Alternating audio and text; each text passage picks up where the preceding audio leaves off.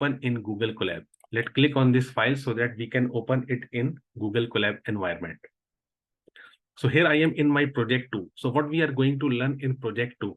So in project 2, we are again going to compare Naïve Bayes classifier with the logistic regression classifier. But this time, the comparison will be on a large data set, that is where we have more samples. If you remember in project 1, we have only 12 samples. And here now in project 2, we will have more than 12, or we will have large number of samples in our data set. So we are going to compare the performance of logistic regression classifier with the Naïve Bayes classifier based on the large data set.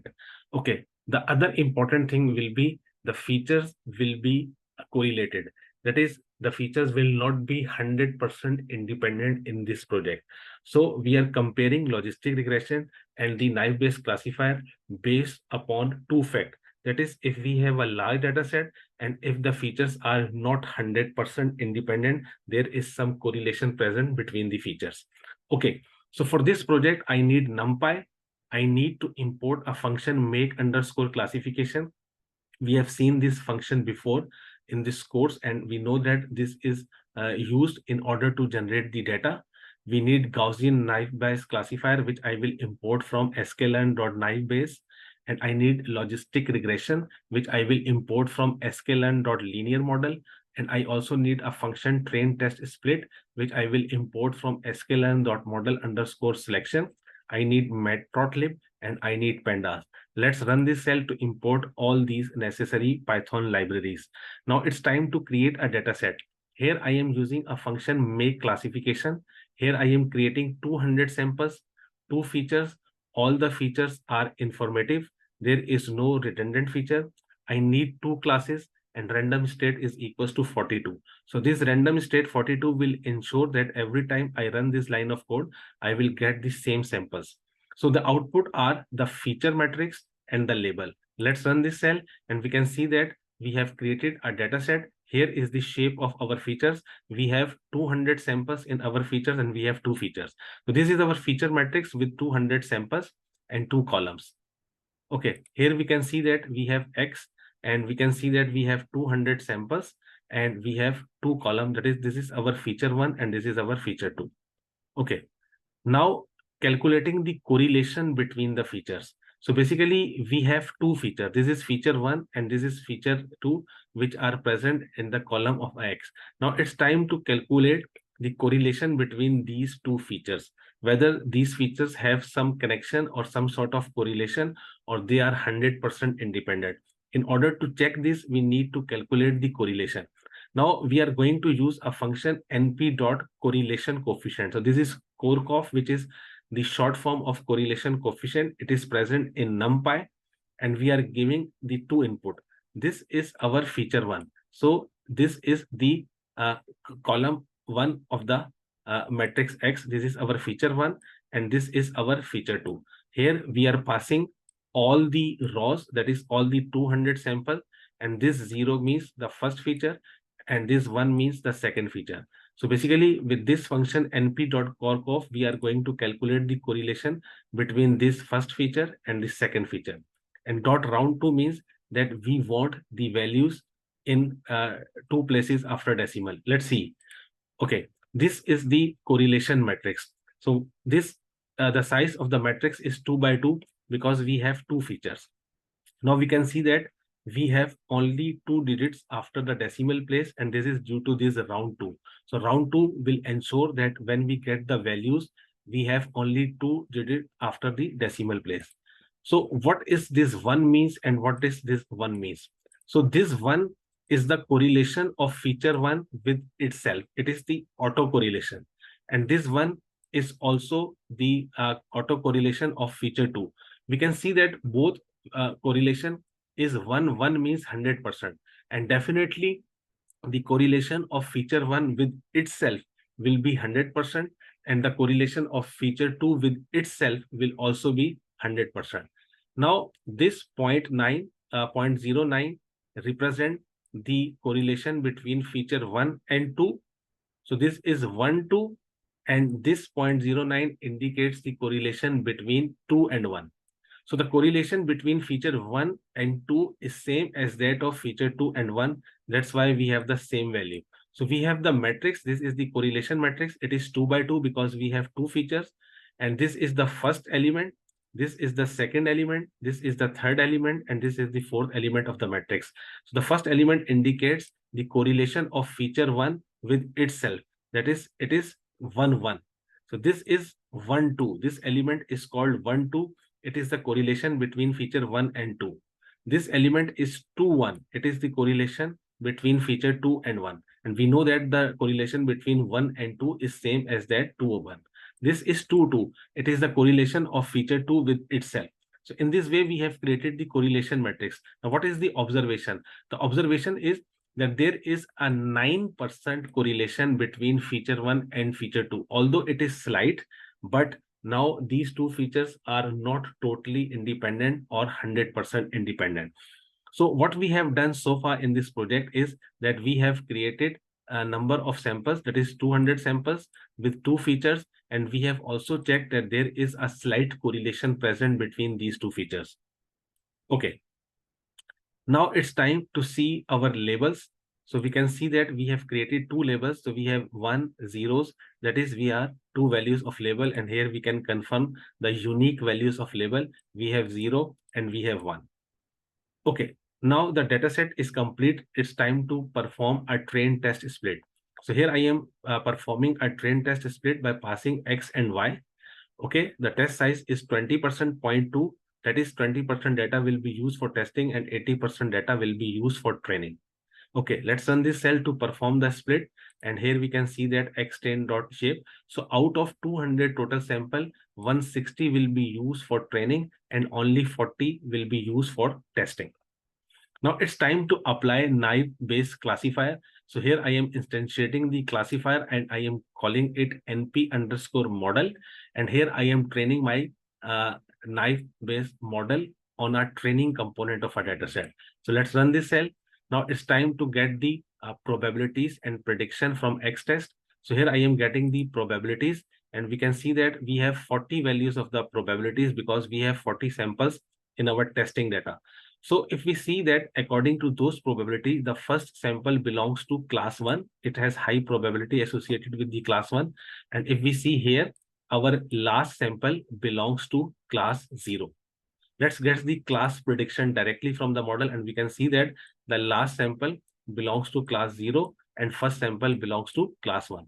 So these predictions are according to these probability values. Okay. Now, observing the class probabilities and class prediction in a same table, we have also learned in the logistic regression section that how to create this table in which the class probabilities and class predictions are present in front of each other. Let's run this cell. So the first column is probability of class 0. The second column is probability of class 1. And the third column is the predicted class. Okay, we can see that in the first sample, we can see that the probability associated with class 1 is high. Therefore, the class predicted by the model is class 1. And similarly, if we scroll down, here we have reached up to the 40th sample. And we can see that the probability with class 0 is high. Therefore, the associated class is 0. Now get the accuracy of Naïve Bayes classifier. For accuracy, we have to compare the predictions made by the classifier with the actual testing labels. So if we run this cell, we get the accuracy and we are getting 77.5% accuracy of Naïve Bayes classifier on this data set. Let's see the confusion matrix. And here we are importing the confusion matrix, Scikit-learn. So the error is about the ROC curve. This is not present in Scikit-learn.matrix. So we have to remove this. Okay. Now, if I run this again, the error is removed and I have successfully imported confusion matrix, F1 score, precision, recall, and accuracy. Okay. Now it's time to see the confusion matrix and we can see that this is our true negative, true positive, false positive, and false negative. So this is the confusion matrix with accuracy of 77.5%. Here we can calculate all the 4 metrics of the classifier, that is the accuracy, precision, recall, and F1 score. So we have completed the analysis with the Naïve Bayes classifier, and we have observed that we have the accuracy of 77.5%. Now it's time to compare this performance with the logistic regression classifier. So here I am applying the logistic regression. So the first step is to instantiate our logistic regression classifier, and I am calling it a model. Here I am fitting the logistic regression model to my training component of a data. Let's run this cell. Here I am getting the class prediction probabilities, the probabilities of the class prediction from this logistic regression. And we can see that according to its, the first sample belongs to class 1. It has a high probability with class 1, and the last sample belongs to class 0. Here we can get the predictions directly, and now it's time to check the accuracy by comparing the predictions made by logistic regression with the actual label of a testing component of the data. Let's run this cell, and we can see that the accuracy is 80%. Okay, now the logistic regression performance is better. The accuracy is 80% as compared to the accuracy of Naïve Bayes classifier, which is 77.5%. Now, what could be the reason? Now, there are two reasons. And when we compare the performance of Naïve Bayes with logistic regression in one of our lectures, so we compare that if there are large number of samples in a data set, in that case, logistic regression will perform better. So this is proved here. We have 200 samples, therefore the performance of logistic regression is better than Naïve Bayes classification. The second reason is that the features are not 100% independent. And we know that Naïve Bayes classifier assume that features to be independent. And here there is 9% correlation between the features. And we know that when there is a correlation between the features, in that case, logistic regression will perform better as compared to Naïve Bayes classification. So these are the two reasons why the logistic regression classifier in this project is performing better than the Naïve Bayes classifier. Okay, now here is the time to observing the class probabilities of both classifiers. So I am again going to make a big table here, which has 1, 2, 3, 4, 5, 6 columns. 3 columns belongs to Naïve Bayes classifier, that is the probability with class 0, class 1, and the predictions made by the Naïve Bayes classifier, and the 3 columns belongs to the logistic regression, that is the class probabilities and the predictions made by the logistic regression model. Let's run this cell, and we have these 6 columns. We have the Naïve Bayes classifier, the probability which it produced for class 0. Then we have a Naïve Bayes classifier probability prediction with respect to class 1. Then we have the prediction of the model. This is the probability associated with class 0, which is predicted by logistic regression. This is the probability associated with class 1, predicted by logistic regression, and this is the class prediction probability. Okay, now let's compare where is the difference, where is the misclassification from the Naïve Bayes, where is the performance of logistic regression better.